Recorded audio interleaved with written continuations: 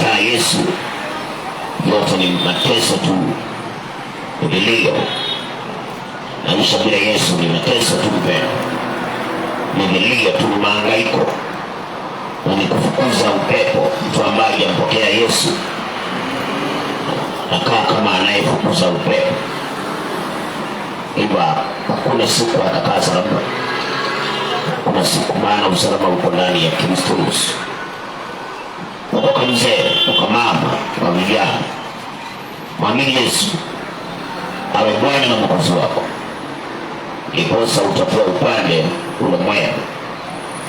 Kama unanisikiliza na wewe umeokoka, simama imara, onyesha kwa matendo kwamba umeokoka, bali kuwa chumvi ya ulimwengu. Weka ladha katika maisha haya.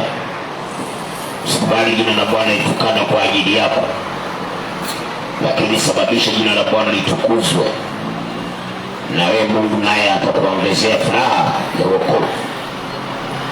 Lakini ukikubali jina la Bwana litukanwe, basi wokovu wako utakosa mema. Na hapo ndipo yule shetani Ibilisi ambaye anazuka kama simba agurumaye akimtafuta mtu wa kummeza, atakupata na atakumeza. Hivyo kama umeokoka, onyesha kwa matendo kwamba umeokoka. Onyesha kwa matendo kwamba umeokoka. Itakuwa ni baraka sana. Nikikumbusha tena kwamba sisi duniani ni wasafiri na wapitaji.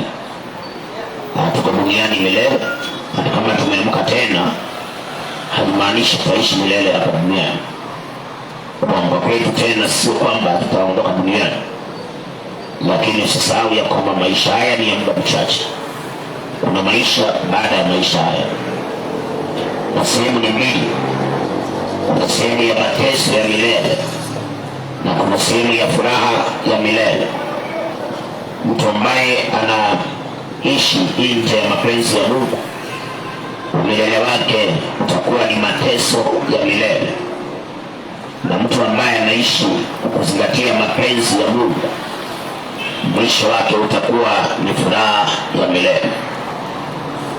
Swali kubwa ujiulize wewe, mwisho wako utakuwa wapi? Mwisho wako utakuwa wapi? Vizuri kujichunguza na kuangalia sana uitendayo, maana mwanadamu atahukumiwa sawasawa na matendo yake. Vizuri kuangalia unayoyatenda.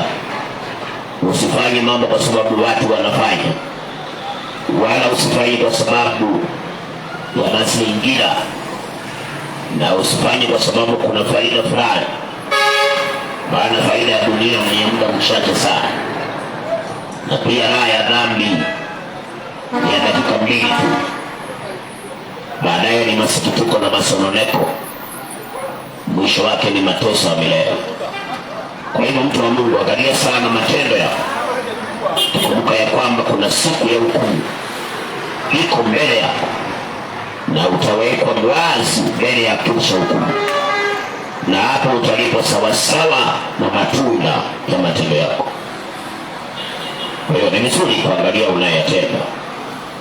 Yale unajua ni mabaya, usiendelee kuyatenda. Yawashe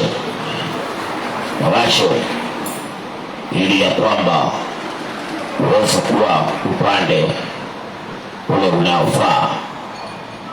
Kwa jina la Yesu. Kwenye masikio nasikia hayo. Tunapoingia katika neno la Bwana kwa siku ya leo, naomba mstari huu uweke ndani yako au utafakari. Kitabu cha Methali 28, Methali 28:10.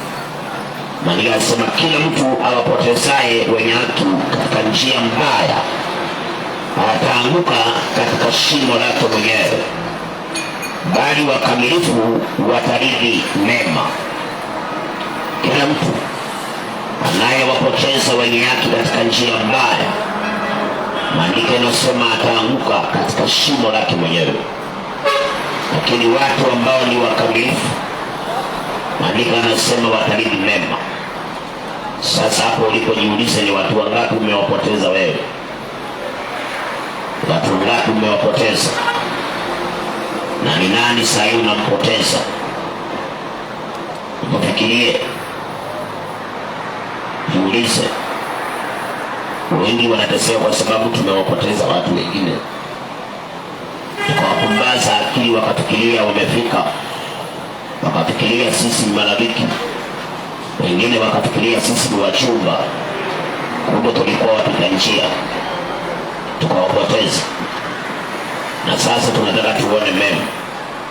Andika anasema apotezaye mwenzake, ile shuma alilochimba atatumbukia mwenyewe, lakini mtu mkamilifu atalidi neno. Mtu wa Mungu, say no where no is necessary. Usikue tu inuani, mdomo unasema hapana, moyo unasema ndio, au mdomo unasema ndio, moyoni unasema nani, mimi siwezi kubali, lakini mdomoni unasema ndio. Basi uelewe ya kwamba unachimba shimo lako mwenyewe na utatumbukia, na mema hautayaona hata kidogo.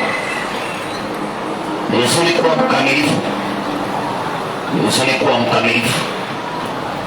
Hata wale wanasema tunashughuliana, ukalia sana. Kuna watu wanalia ndani ya ndoa kwa sababu walipanda mabaya nyuma yao. Huwezi kuacha watu wakilia nyuma na ukae kwa ndoa kwa amani, haiwezekani. Wale unasema mchungiana, uko serious, ama wewe unamdanganya mwenzako, unampoteza. Basi wewe ya kwamba hilo shimo unachimba tu, wewe mwenyewe utatumbukia hapo ndani. Andika amesema, lakini mtu mkamilifu, upright person, upright man, he will inherit goodness, atalidi mema. Mtu ambaye anasema ukweli wake, anasimamia ukweli wake, hakuna mahali anapoteza mtu.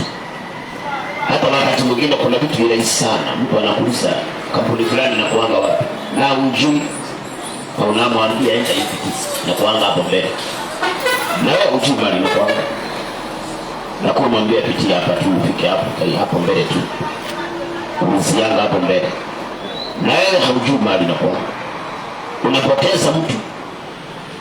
Basi ujue wewe mwenyewe umeharibu maisha yako. Jini kwa nini mwanadamu anapendana kujiweka sifa? Hakuna. Kama ujui sana tusijui, kuliko naambia mtu upitia hapa tu, hapa mbele utaikuta hapo. Hata wengine watu wa pilipili, unabeba mtu na kula nampeleka ujuu, na umeshamwambia unajua, na ujui kabisa. Sasa ukifika barabarani unaanza kuulizia ile kampuni na kuanga wapi, na wewe ulisema unajua mahali iko. Sasa unastuka, unaambiwa iko huko nyuma umetoka. Tukijitungeo kama uto, unavayanga mateso na ingia maishani. Kile ujui mpendo, usiseme unajua. Apotezaye mwenzake katika njia mbaya, nani anasema ile shimo amechimba atatumbukia mwenyewe. Lakini mtu mkamilifu atalidi mema. Kwa hiyo ni vizuri mpendwa, unapofanya mambo yako kuwa mkamilifu, usimpoteze mtu, kuwa mkamilifu. Kila ujui sema sijui, kila uwezi sema siwezi. Simpoteze mwenzako. Kuna watu sahi wananisikiliza, aliambia mwenzake saa 12 tukutane pale kwa barabara, na yeye akatoka saa 11. Sasa mwenzake amemsubiri pale mpaka saa 1. Anamuuliza, unaendaje? Mwambie nilipata shughuli nyingine, nikapitia pande ile nyingine. Fanya hivi, kesho asubuhi unigojea, kesho asubuhi. Mtu atakungojea 6 to 7. Wewe unamwambia sasa wacha tufanye hivi kesho asubuhi nitakwambia. Mambo madogo kama hayo yanasababisha mateso katika maisha yetu. Usimpoteze mtu mbele, wewe mtu mkamilifu. Simwambie mtu akungojee mahali na wewe unajua utaenda. Simdanganye mtu nigojee mahali na wewe unajua wewe utakuwa umejiletea mateso wewe mwenyewe. Ongeanga ukweli wa moyo wako, kuwa upright, ndio kesho yako utakuwa ya wema. Mungu anasema utaliji mema. Kwa hiyo kuna mema ambayo tunayakosa kwa sababu ya kuwadanganya watu, kuwapoteza watu. Inawezekana kuna mtu anakulipanga pesa kidogo sana, mtu wa biliki. Sasa akikupigia simu na mwambia ningojee tu nakuja, na unajua wewe mwambie wewe ningojee, niko kwa hii barabara nakuja sasa. Na wewe Misha anakupigia unamwambia nimeshikana, nilikuwa nakuja lakini nimeshikana, tafuta mtu mwingine hapo tu akulete, nimeshikana hapa. Ama unakataa kusika simu. Vitu vidogo kama hivyo ndio vinapoteza mema ambayo tuliumbwa na Bwana. Kwa hiyo mpendwa, kubali kuwa mtu mkamilifu. Kubali kuwa mtu mkamilifu. Ongeanga ukweli wako na usimpoteze mtu. Kitu haujui usiseme unajua. Mkataza mwambie sijui. Haulizie kwingine. Usije ukampoteza mtu. Maana wakati mtu anapotea anasema si fulani alinifanya hivi. Nini yako mikataza? It's a complaint. When people complain behind you, you can never live in peace. You can never enjoy. Huwezi kuacha mtu ana complain nyuma yako na wewe mahali unaenda ufanikiwe. Vigumu. Haiwezekani. Ukitaka kuona mema, kuwa mtu mkamilifu. Hata Maandiko anasema the peacemakers will be called the children of God. Lakini wakati unaacha mtu nyuma ananung'unika, kwa nini yako niambia tu kweli? Sasa niambia tu nisikuja leo. Sasa mbona tena amezima simu? Basi wewe ujue mema yote hauna. Hiyo complain yako nayo, utacomplain mara nyingi sana hata wewe. Ule huzuni umemshika mtu, basi na wewe utahuzunika mara mbili yako. Mtu hapo usimpoteze mtu. Ongeanga ukweli. Ongeanga ukweli moyo wako. Kama unajua hauendi mahali, mwambie sitaenda. Si unamwambia wewe ukiamka asubuhi nipigie. Alafu wewe unazima simu, unalala ikiwa off. Sasa anakupigia saa 11 wapi? Saa 12 mpaka mtu anachelewa mahali alikuwa anaenda. Alafu saa 3 unampigia unamwambia unajua nilisahau, hata simu yangu ilikuwa mteja, stima ilipotea kwetu. Na unajua stima ilipotea, ni wewe ulifanya ujanja wako. Mambo kama hayo ndio yanafanya tunaamka, tunatembea na hatuoni baraka. Kwa sababu tumeshapoteza mtu. Najua ya mambo naongea inawezekana umefanya leo. Leo tu. Tubu. Ndio siku yako isiharibike. Utubu. Na uamue kuwa mtu mkamilifu.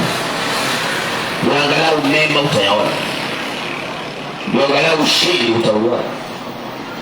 Lakini kama inawezekana unapanga bila utadanganya mtu. Mwambie wewe ningojee tu. Nipe tu anawa, niko tu around nakuja. Na unajua hata siku ya leo hautaenda. Na unataka kumwambia mtu nipe wanawa, mimi nakuja sasa. Na wewe ndani ya moyo wako unajua hata leo uko sitaranyaga. Sasa mambo kama hayo ndio yanafanyanga tunakaukiwa. Tunakaa ukiwa. Tunakaa jangwani. Hata uzuri tuliokuwa nao unaondolewa kwa sababu ya kumpoteza mtu. Utuamue. Usikubali. You don't need somebody else today. Kuwa mtu mkamilifu. Na hapo ndipo mema utayaona. Ndio nakurudisha katika somo ya kwamba Mungu aliyetulinda mpaka leo Ametulinda kwa sababu ya kutupea mema, hajatulinda kwa sababu ya kututesa, hajatuamsha kwa sababu ya kutuhangaisha, lakini Mungu ametuamsha ili atupe mema. Lakini hatua unazochukua wewe zinaweza geuza yale mema ya Bwana. Uamuzi ambao wewe unachukua maishani unaweza kugeuza yale mema ambayo Mungu amekusudia kwa maisha yako. Ushirika wale unashirikiana na wao unaweza kuzuia mema ambayo Mungu amekuumbia. Kwa hiyo ni vizuri kuangalia kwa kila jambo unafanya, unafikiria sana habari za Mungu. Mungu ambaye amenitunza na Mungu ambaye ninahitaji anisaidie. Haya mambo nafanya, Mungu yuko wapi? Ana furaha kweli? Akihesabu wale wanamsha, ataniona mimi niko miongoni mwao? Kwa haya mambo nafanya, ni vizuri kufikiria mtu wa Mungu, kwa sababu 99% ya shida tuko nazo we are the cause. Sisi wenyewe ndio tunakuanga chanzo, kwa sababu kuna mahali huwa tunasahau habari za Mungu. Kuna vitu huwa tunafanya bila kufikiria Mungu ambaye ametuumba anafurahia ama afurahia. Watu wengi tunafanya mambo bila kuzingatia Mungu, lakini tukipata matatizo tunamtaka Mungu. Sasa ukiishi maisha kama hayo, you will remain stagnant, na mwisho wa siku maandiko yanasema matumaini ya mtu mwovu ni kujiua. Ni kwa sababu ya mtu kufanya mambo bila kuzingatia Mungu. Ndio maana nazidi kukusisitizia kwamba mtumikie Bwana, serve the Lord. Tumikia Mungu kwa kila jambo unafanya. Mtumikie Mungu hata kwa hiyo kazi yako, ndio angalau kesho yako itakuwa nzuri. Uelewe ya kwamba ni Mungu amekulinda, ni Mungu amekuepusha hata na mauti ya usiku, amekuepusha na maumivu. Kwa hiyo kila ufanyalo fanya kwa habari ya kumtumikia. Paulo alipokuwa akiandikia Wakolosai akawaambia maneno haya, kitabu cha Wakolosai, Kolosai 3 mstari wake, Kolosai 3 mstari wa 17 unasema, na kila mfanyalo kwa neno au kwa tendo, fanyeni yote katika jina la Bwana Yesu, mkimshukuru Mungu Baba kupitia kwake. 23 unasema, lolote mfanyalo mfanyeni kwa moyo kama kwa Bwana wala si kwa wanadamu, mkijua kuwa mtapokea kwa Bwana ujira wa urithi. Na nikasema lolote tufanyalo tufanye ni kana kwamba tunamfanyia Bwana, tukielewa kwamba kutoka kwa Mungu ndiye kuna urithi. Maana ya kuelewa kwamba Bwana Mungu ndiye ana baraka zetu. Kazi unayoifanya haina baraka zako, na ndio maana Mungu alisema atabariki kazi ya mikono yako. Kwa hiyo hiyo kazi yako haina baraka, Mungu ndiye ana baraka. Kwa hiyo ni wewe umtumikie Mungu ukiwa kwa hiyo kazi yako, ndiye naye Mungu ashushe baraka hapo kwenye kazi yako, ndio na sasa na wewe uone mema. Lakini kama utatokea kwamba wewe umekosa kumtumikia Bwana, unafanya mambo bila kujali Mungu yuko wapi, unaishi kivyako, unamsahau Mungu aliyekusaidia, basi wewe ya kwamba ushindi aliyokuwa amekuumbia Mungu hauwezi kuona. Na usahau maandiko yanasema shetani ni mwizi. Hivyo anawaibia watu ambao wamekataa Mungu, anaibia mema watu ambao wanaishi kivyao, hawaishi kwa mapenzi ya Mungu, hawaishi katika kukaa katika njia za Bwana, hawaishi wakimtumikia Mungu, wanaishi kivyao, wanafikiria ujuzi unaweza kuleta mema kwa maisha yao.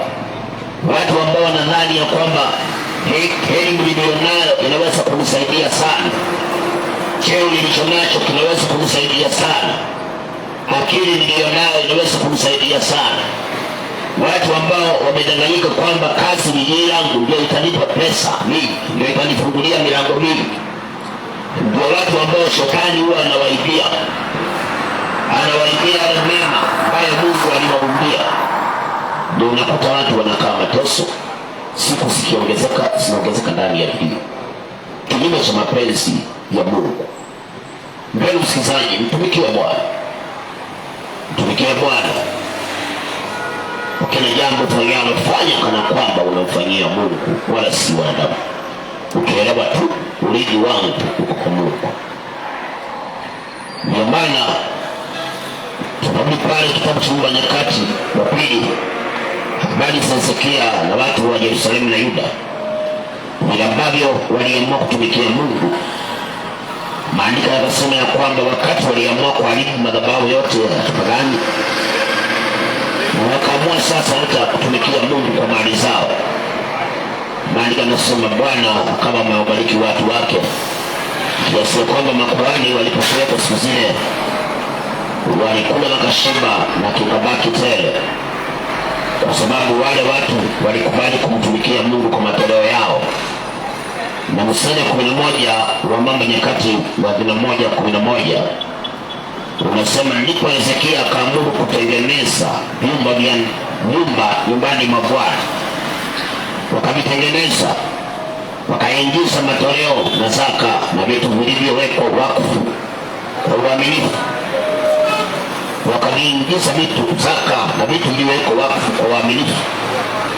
Kwa hiyo wale watu waliokubali kumtumikia Bwana walimtumikia kwa uaminifu, waliamua kumtumikia kwa uaminifu. Hawakuangalia mtu yeyote. Walielewa ni Mungu ametusaidia, walielewa ni Mungu ametulinda, walielewa huko tumetolewa kwenye matatizo fulani. Kwa hiyo wakaamua kutumikia Mungu kwa uaminifu, kiasi ya kwamba katika nyumba ya Bwana ukaonekana kuna mambo ama kuna mazao tele, na Mungu akawa amebariki watu wake. Ukimtumikia Bwana kwa uaminifu, hapo ndipo utaona mema aliyokuumbia. Ukiitika mwito wa kutumikia Mungu na wewe mwaminifu, watu wengi wanataka kuona Mungu akiwasaidia, lakini wao wenyewe hawaaminiki, hawataki kuwa waaminifu, kiasi ya kwamba hata mke uliyemuoa unamdanganya hauna pesa na uko nazo, na unamwambia sina pesa. Kuna watu ambao ni masikini kwa sababu ya midomo yao. Wakati unasema sina pesa na unazo, basi ujue hizo uko nazo lazima zitafutiwa mahali pa kutokea, ndio ukae bure vizuri. Uaminifu ni kitu cha maana sana mpendwa. Uaminifu unaleta baraka, unafanya mtu anainuliwa kiwango kingine. Lakini watu wengi uaminifu hatuna. Hata unaweza kumuhusia mtu kitu ya 50 na atoe 52 zimeshikana kwa haraka zake ya kupe, na wewe ukujue ni 52. Hata kumwambia wewe chukua 50 yako yalipa 2, unakuta umekauka kabisa, umenyamaza. Na anaenda na soda ya 50 na amekupa 100, na wewe unanyamaza, nasema hivi ndio Mungu anakujaga. Mungu anakujaga hivi.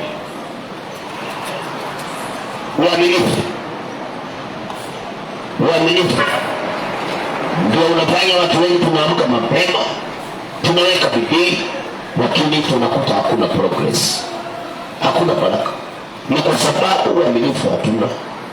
Ndio unakuta hata watu wengi ndio waende kumtolea Mungu, lazima kuwa kuna shida inawapata, lazima kuwa kuna kilio, tatizo fulani kama wapata. Wakati unamtolea Mungu dhabihu au sadaka zako kwa sababu kuna shida uko nayo, ile ni ishara ya kwamba hauna uaminifu. Hauna. Ungekuwa na uaminifu, ungelimtumikia Mungu kabla ya shida, ungelimtolea Mungu kabla ya shida. Ndio shida ikifika, Mungu ana uaminifu wako. Ndio maana Maria asema mtu mwaminifu ana baraka tele. Mtu mwaminifu. Sasa wale watu waliitika mwito siku za Hezekia kwenda nyumbani kwa Bwana kumtumikia, waliamua wawe waaminifu kwenye matoleo yao. Waliamua kuwa waaminifu. Ni kwa sababu walipomtumikia Mungu akawa amewabariki, wakaamua kuwa waaminifu. Lakini watu wengi hata baada tumeokoka, waaminifu hatuna. Waaminifu hatuna. Nilikwambia wengine wakituma tauni, hata mtu ametuma tauni anunue spika ya kanisa, akinunua na 20,000 anaambia mwenye ananusa niandikie 25. Risiti andika 25. Na ni 20,000, lakini risiti imeandikwa 25,000. Anachukua 1,000 anampa muuzaji, anabaki na 4,000 naweka mfukoni. Ndio maana makanisa leo tukisema Mungu shuka, mapepo ndio yanashuka. Kwa sababu kuanzia viongozi watu hawataki kuwa waaminifu, na watu wanachukulianga vitu rahisi sana, na tumefika kiwango ya kwamba we have reduced God to a human being. Tunaogopa sana wanadamu kuliko Mungu. Tunasahau kuna Mungu ambaye anaona kila kitu. Hata wewe ukitumwa na mtu mahali, tuseme umetuma petroli, mtu wa pikipiki kama gise ya 5,000, unaenda na ndoa ya 4,500, nasema atajua hiyo 500 unaweka mfukoni, nasema hata ananitumanga analipa pesa kidogo sana. Sasa wewe unanunua diesel ya 500 mfukoni na unapeleka. Hivi ndivyo tunakosa baraka. Mema Mungu aliyotupangia tunayakosa kwa sababu ya kosa uaminifu. Wale watu waliomtumikia Mungu wakamtumikia kwa uaminifu. Kwanza ilikuwa kwa hiari yao, pia ikawa kwa uaminifu. Inawezekana kuna mtu amekutuma na umeamua kuchora. Umeamua kuchora, mwambie nilinunua pesa fulani, na sio ile umenunua. Pesa yetu things ndio zinafungia baraka zetu. Haya mambo madogo kama hayo, kama msini ambapo unaosha mtu, kanaweza funga baraka zako. Kama msini peke yake kanaweza funga. Maandiko anasema katika kitabu cha Wakorintho wa kwanza, sikiliza maneno haya nikuthibitishie kimaandiko kidogo. Watu wa Mungu, jaribu sana kuwa mwaminifu. Jaribu kuwa mwaminifu. Usikubali kosa, kuwa mwaminifu. Usitawaliwe na tamaa na pupa ya vitu ambavyo vinaonekana. Usikubali. Kuwa mwaminifu. Ndio na wewe utaona ushindi. Utaona baraka tele maishani mwako. Maandiko yanasema, Wakorintho wa kwanza 5:6 anasema, kujisifu kwenu si kuzuri. Hamjui kwamba chatu kidogo ulichachusha donge zima? Kujisifu kwenu sio kuzuri. Anasema hamjui chatu kidogo tu inaharibu donge zima. Chatu kidogo kama 50 tu inaharibu baraka zako. Kale tu kama 50 nasema hatajuaje? Hawezi jua. Ili mtu wa pesa mingi sana, nikimosha hata kamia hatajua. Hiyo tu chatu kidogo, Mungu anasema inaharibu baraka zako zote. Ni vizuri watu wa Mungu tutumikie Mungu. Ndio maana maandiko yamesema, kwa kila ufanyalo usifanye kama unafanyia mtu, fanya kama unamfanyia Mungu. Unaona ni kama Mungu unayemfanyia, lakini wakati tunaangalia wanadamu, ndio unakuwa tunakosa kuwa waaminifu. Mtu amepanda gari ya 50 na hatalipa, anapiga na macho na kondakta. Mwingine anachukua ile pochi, namba ya pochi, anatuma $1 na ni gari ya 50, na yeye anatuma $1 na anasema atabarikiwa. Hakuna baraka, mateso tu na vilio. Chachu kidogo, na anaambia mwenzake, mimi najua Stima mimi hii maisha lazima mjanja. Sasa mjanja na hauna chochote, hauna kitu tu, maisha lazima mjanja. Sasa utakuwaje mjanja? Unalipa shilingi moja wanbo na unachomoka kwa gari ukisema sasa niko mbele. Hii pesa yangu siwezi haribu hivi. Pesa inapatikana kwa shida, lazima uwe mkola. Lakini ni kuharibu baraka zako. Watu wa Mungu, jaribu kuwa mwaminifu, mtumikie Bwana, usitaki vitu vya haraka. Usijisifu ya kwamba mimi najua kuchora, najua hawaniwezi mimi, nakulanga hapo na silipi. Unakuta mtu anakula kwa hoteli ya wenyewe na alipi, unajua kutaimiana na mwenye hoteli, unachomoka kama alipi. Ndio maana watu wengine tumbo zinauma kila saa, kila siku unauma na tumbo. Inawezekana kwa sababu hizo vitu unakula na ulipi. Wewe unaingia unakula na ulipi, unakosa kuwa mwaminifu. Na ili hali wataka baraka, lakini uaminifu wa vitu vidogo vidogo unakosa. Chachu kidogo inaharibu dongo zima. Mfahamu, kubali kuwa mwaminifu. Wale watu walimtumikia Bwana kwa uaminifu, wakawa waaminifu kwa Bwana, ndio maana walibarikiwa kwa sababu ya kuwa waaminifu. Lakini sisi tunataka baraka, lakini uaminifu hatuna. Tunaishi mbali na uaminifu, tunafanya mambo ambayo yako nje ya uaminifu, na tunataka kuona ushindi, tunatumaini kuona mema, lakini uaminifu. Hata mwenzako akichomoa kitambaa kahamsini kaanguke, wewe unakanyaga, unanyamaza.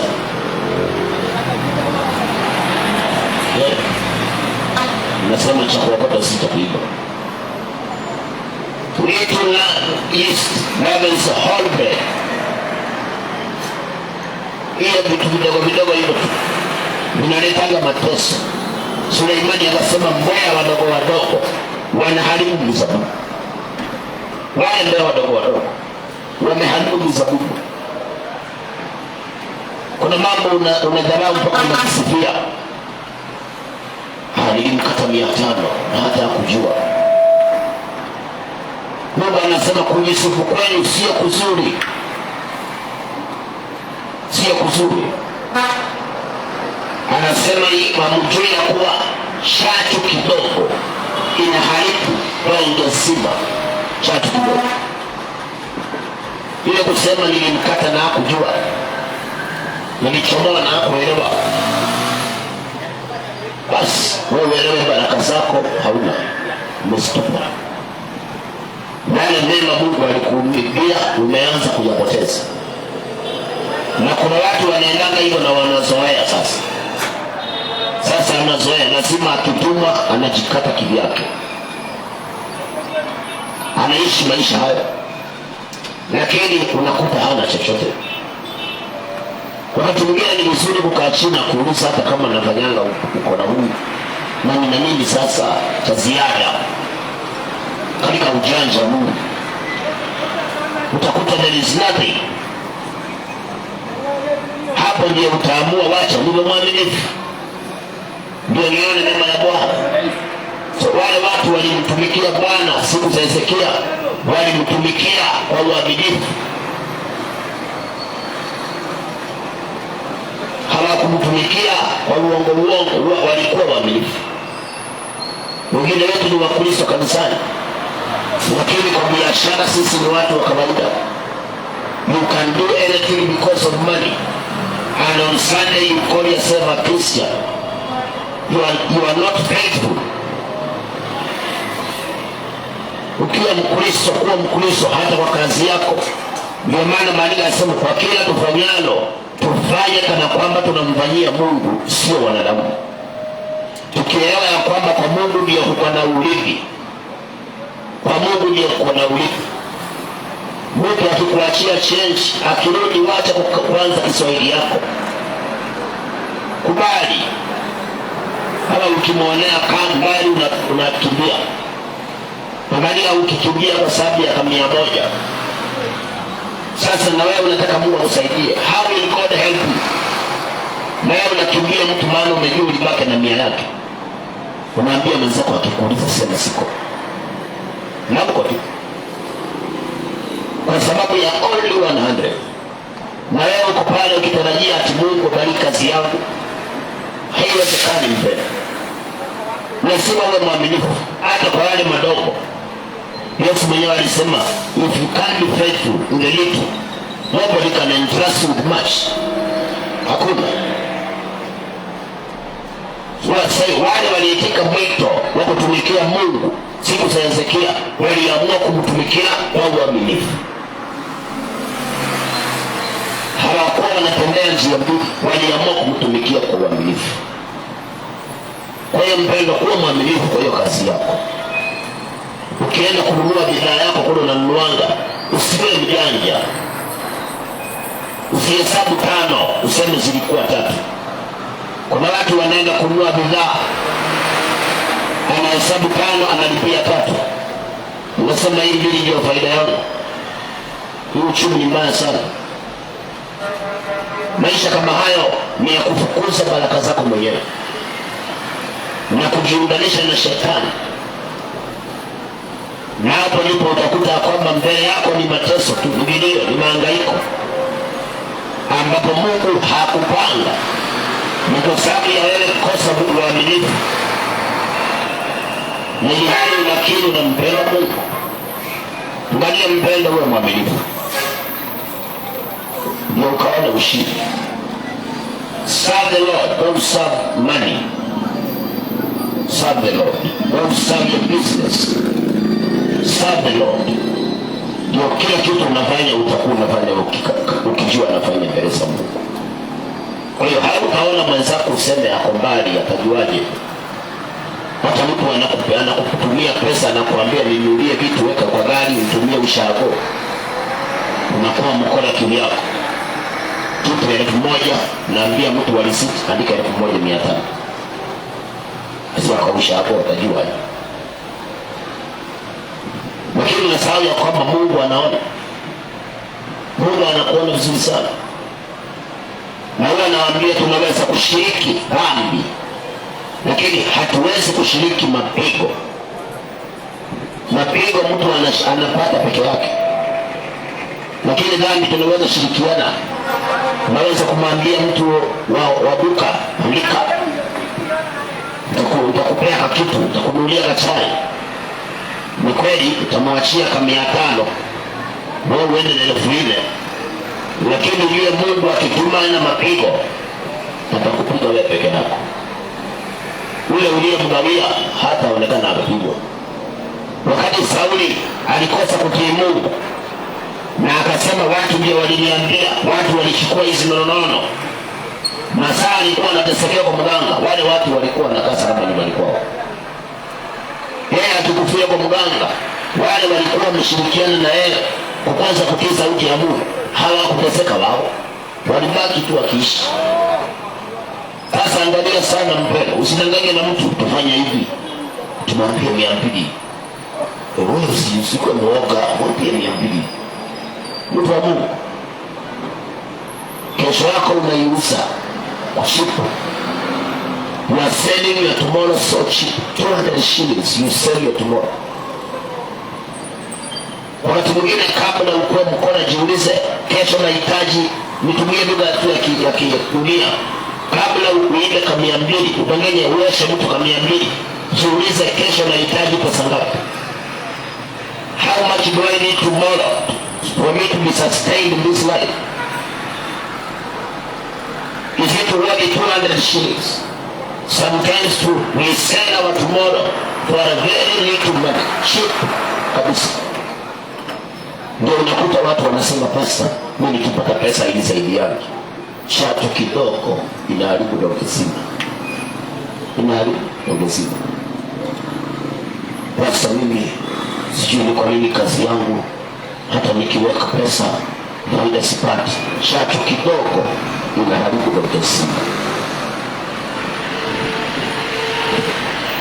Alafu unakopa mahali, ukiona imejaa sana unahama, unahamia kwingine.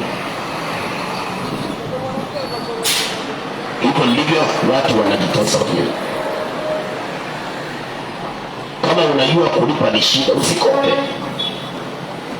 Kini si unakopa ukisikia umefika 1,000. Nasema 1,000 yote 1,000 nipeana nini? Naambia duka ingine. Unasikia hapa.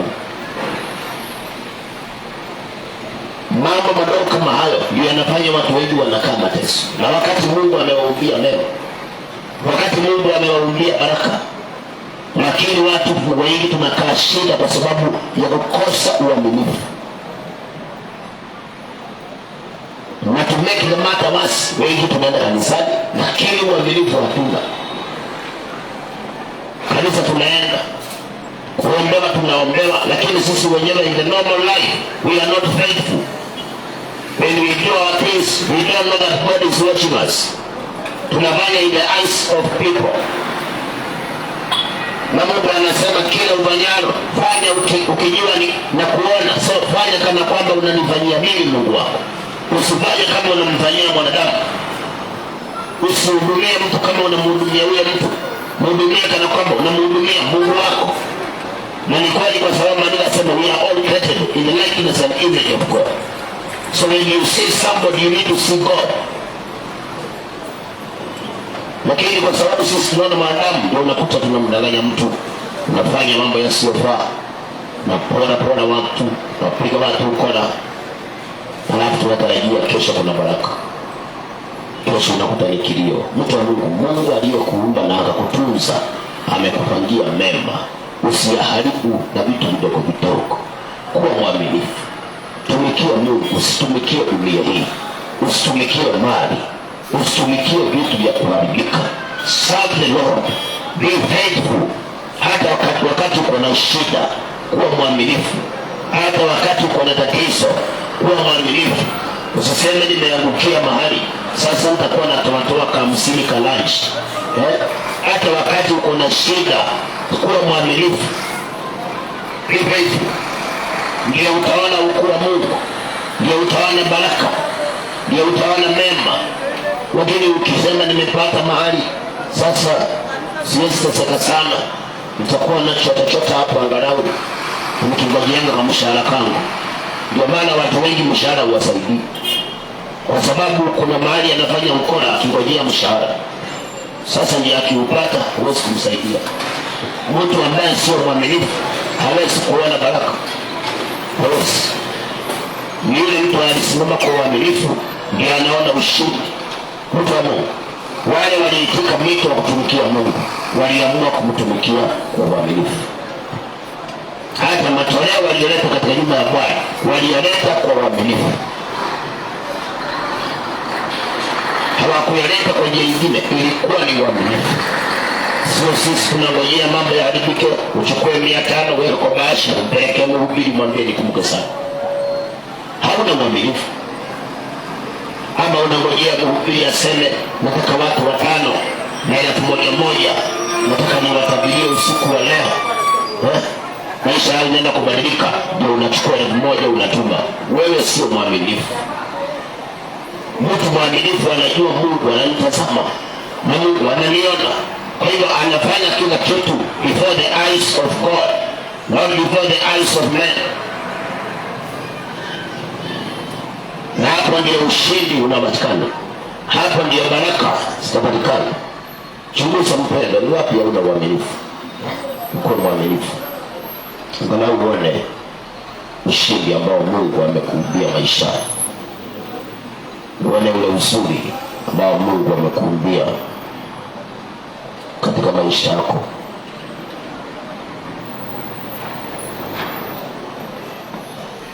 Maandiko yanasema kwani kwa vile walivyoaminiwa wakajitakasa katika utakatifu. Sura ya 19, tena kwa ajili ya wana wa Haruni makuhani waliokuwa mashambani mwa malisho ya miji yote, mji kwa mji, kulikuwa na watu waliotajwa majina yao, ili kuwagawia sehemu wanaume wote miongoni mwa makuhani na watu waliohesabiwa kwa nasaba miongoni mwa Walawi. Na hivyo ndivyo alivyofanya Hezekia katika Yuda yote, akatenda yaliyo mema na ya adili na uaminifu mbele za Bwana Mungu wake, na katika kila kazi aliyoanza kwa utumishi wa nyumba ya Mungu na kwa torati na kwa amri, ili kumtafuta Mungu wake, alifanya kwa mkono wake, kwa moyo wake wote, akafanikiwa. Alifanya kwa moyo wake wote, akafanikiwa. Ndio maana Biblia inasema kwa kila ufanyalo fanya kwa moyo, kana kwamba unamfanyia Mungu. Na ndiye Hezekia, kama ni amri, nani anasema kama ni kazi aliyoifanya kwa utumishi wa nyumba ya Bwana, alifanya kwa moyo. Kama ni kwa ajili ya torati ya Bwana, alifanya kwa moyo. Kama ni kwa ajili ya amri, hakufanya kwa sababu ya kujionyesha, alifanya kwa moyo. Na kama ni kumtafuta Mungu, Biblia inasema alifanya kwa moyo. Na Biblia inasema hapo ndipo Hezekia alifanikiwa. Kwa hiyo wakati mwingine tunakosa mema kwa sababu yako mambo tunafanya na hatufanyi kwa moyo. Wengine tunafanya kujionyesha, wengine tunafanya kwa kulazimishwa. Ndio maana sisi hatufanikiwi. Biblia inasema Hezekia alifanikiwa kwa sababu chochote alifanya kwa moyo. Kama ni kufuata amri za Bwana, ilikuwa ni kutoka ndani ya moyo wake. Kama ilikuwa ni kumtafuta Mungu, alifanya kwa moyo wake. Na kama ilikuwa ni kazi ya ule utumishi wa nyumba ya Bwana, kama vile alivyosema sehemu ya mfalme ikatwe nusu, upelekewe makuhani wakaendeleze kazi ya Bwana, na anasema alifanya kwa moyo. Ni mangapi wewe unafanya na si kwa moyo? Ni mwili unafanya, moyoni mwako unanung'unika, moyo uko na complain. Nilikwambia watu wengi wanaenda kanisa, lakini kabla kanisa ibada isha wameshanung'unika. Sasa yale maombi ya mwisho unakuta hata kama mhubiri anasema Baba barikia watu mahali wanaenda, baraka haziwezi kuwafuata, kwa sababu wengi waliosimama kuombewa mwisho wa ibada, wengi wamejaa manung'uniko ndani ya moyo, wamenung'unikia masaa wakiwa ndani ya ibada, lakini kazini hakuna mtu ananung'unikia saa. Ndio maana baraka huwa hazionekani. Tunaombewa sana tubarikiwe, na tubarikiwe kwa sababu hatufanyi kwa moyo. Wengine tunafanya tukinung'unika, wengine tunafanya ili kujulikana. Lakini Hezekia alifanikiwa kwa sababu that he did from his heart. Kwa hivyo alijua anamfanyia Mungu, si mwanadamu. Na wewe ukitaka kuona ushindi, basi kila ufanyalo fanya kwa moyo, kana kwamba unamfanyia Mungu. Ndio mafanikio utayaona. Lakini ukifanya kwa nje na huko ndani unanung'unika, au unajiforce, unalazimishwa, umesukumwa, basi mafanikio haiwezi kuonekana. Na kuna kitu kingine, kuna tabia zingine zimetajwa hapa. Biblia inasema mstari 20, na hili ndivyo alivyofanya Hezekia katika Yuda yote, akatenda yaliyo mema. Jifunze kutenda yaliyo mema hata wakati unateseka, hata wakati umedanganywa. Kama Yakobo akadanganywa miaka 7, lakini hakuanza kuwa mkora, hakuanza kuwa mjanja, aliendelea kufanya mema. Watu wengi tunageuza na situations, tunageuza na matukio, tunaacha kufanya mema, tunaanza kufanya ile tit for tat. Wanasema it is a fair game. Kwa Mungu is not a fair game. It is not a fair game. Kwa hiyo fanya yaliyo mema mpendwa, popote pale ulipo. ukijua kwamba baraka zako zinakaa na Mungu, mema yako yako kwa Mungu, ushindi wako uko kwa Mungu, uzuri unaotamani uko kwa Mungu aliyekuumba. Kwa hiyo yafanye yaliyo mema, na wewe ufanye kwa moyo, mafanikio utayaona. Maandiko yasema na akafanya ya adili, akafanya yale mambo ya adili. Maana yake ni mambo yanayompendeza Mungu. Mtu mwadilifu ni mtu ambaye hajali watu wanaonaje, hajali wanadamu watasemaje, anajali sana habari za Mungu, kwamba Mungu ataonaje. Kwa hiyo kama linampendeza Mungu analifanya bila kujali binadamu. Huyo ndiye mtu mwadilifu. Kwa hiyo Hezekia alikuwa mwadilifu, akafanya kwa habari ya Mungu pekee, hakujali binadamu. Kuna watu wengi tunakosa uadilifu, tunakuwa watu ovyo kwa sababu ya kuangalia watu wengine, na ndio tunafungilia mema yetu kwa sababu ya kutaka kukaa karibu na fulani. Unaharibu mienendo, unaharibu tabia, unakuwa mtu wa matukano, kwa maana wengine pia wanatukanana, na wewe unasema siwezi kaa mbali, mimi lazima nikae katikati yao. Ndio maana baraka utaziona, utaamka mapema, lakini miaka utasonga, utaona kitu. Kama utakuwa unaangalia watu, unakosa kuwa mtu mwadilifu, huwezi fanikiwa. Ukitaka kufanikiwa kuwa mwadilifu, wewe kile unajua kifai mbele za Mungu. Usijali wale wa karibu na wewe, usijali watasema nini, kwa sababu hata watu wakikuongea, ujue ikifika saa moja hamtaenda kwao. Hata mkichekacheka na watu na muinukie mtu na kikundi, muinukie mtu, takupiga wewe, takugonga, usituletee. Ikifika saa moja jioni hamtaenda nyumba moja, kila mtu barabara yake kutoka kwake. Kama una shida zako, yule mlikuwa mnaonekana mnasema hii wewe, utakugonga wewe. Hizo shida zako hata kubebea, utabeba peke yako mpaka nyumbani. Kama utakosa usingizi, utakosa peke yako. Yule mlikuwa mnaonekana mnaya na mnashamra za kufanya mabaya, matukano sokoni, huyo mtu kama wewe unakosana usingizi, wewe hautamgawia hiyo kadi yako, utakula nayo peke yako.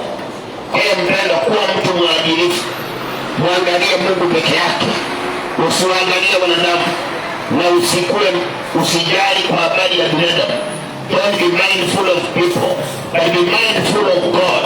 Kwa sababu Mungu ndiye ako na baraka zako, ndiye ako na mema yako, na ndiye amekutoa huko nyuma kwenye matatizo fulani. Kwa hiyo usiwatazame watu, utazame Mungu aliyekuumba.